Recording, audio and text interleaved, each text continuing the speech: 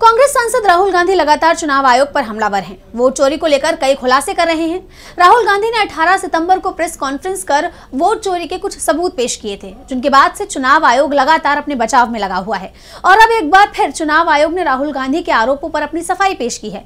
तो क्या कुछ कहा है चुनाव आयोग ने अपने बचाव में, जानने के लिए देखिए रिपोर्ट। कांग्रेस सांसद राहुल गांधी के वोट चोरी के आरोपों से चुनाव आयोग बुरी तरह से घिर गया है, इसलिए वो लगातार अपने बचाव की कोशिश में जुटा है। राहुल के आरोपों पर अब एक बार फिर चुनाव आयोग की सफाई आई है। चुनाव आयोग ने एक्स पर पोस्ट किया कि किसी भी नागरिक के जरिए ऑनलाइन किसी भी वोट को हटाया नहीं जा सकता।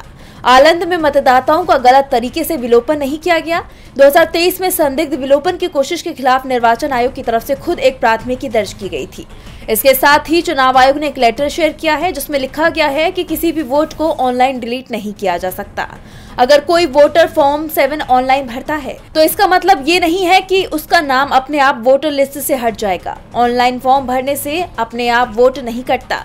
कोई भी वोटर अपने क्षेत्र से नाम हटाने के लिए ऑनलाइन फॉर्म 7 भर सकता है, लेकिन फॉर्म भरने का मतलब ये नहीं कि नाम तुरंत हट जाएगा। नाम हटाने के लिए और भी जांच होती है। चुनाव आयोग ने कर्नाटक की आलंद सीट का उदाहरण देते हुए कहा कि 6018 लोगों ने ऑनलाइन नाम हटाने के लिए आवेदन किया था, पर जब इन आवेदनों की जांच हुई तो सिर्फ 24 ही सही पाए गए।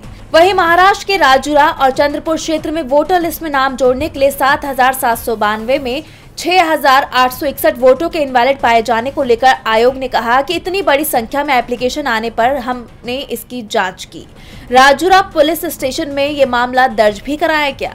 साफ है, चुनाव आयोग की तरफ से अपने बचाव में सफाई दी जा रही है, लेकिन अब ये सवाल उठते हैं कि आखिर चुनाव आयोग को जवाब देने की जरूरत ही क्यों पड़ी। कहीं न कहीं राहुल के दबाव में आकर चुनाव आयोग को सफाई पेश करनी पड़ रही है, और जिस तरह से अब चुनाव आयोग लगातार सामने आकर जवाब दे रहा है, उससे उसकी बौखलाहट भी साफ दिखाई दे रही है।